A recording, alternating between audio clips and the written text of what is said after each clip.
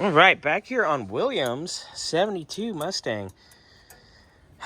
We've had a day because we've had to reinvent the wheel again with the belts because, as you guys remember, the water pump belt shattered. So I ordered a really nice, it's right there. This? Yep, that's it. I ordered a really nice billet one, but that means I had to go dig out that other crank pulley. That's also billet. So now those actually match. So that's back together. Then I had to play spacer gate, and our power steering runs directly off the crank. Had to do some spacer modifications back here on our bracketry, but it's all nice. Got our compressor squared up. It runs on the outer off the crank. And then the middle pulley runs our alternator.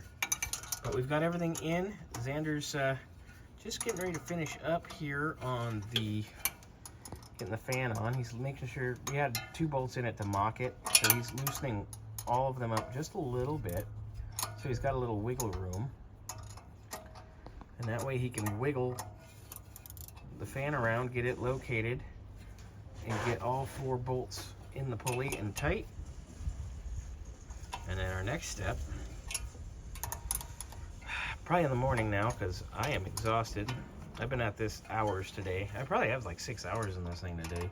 Just trimming and adjusting and moving and then finding different hardware and ordering that and then hunting new belts, and which we all had in stock, so it's not a big deal. It's not like I'm gonna charge him because his belts that were on here were new anyway, so we're just gonna trade. Because I like William, he's our friend. It only had a couple miles on it too.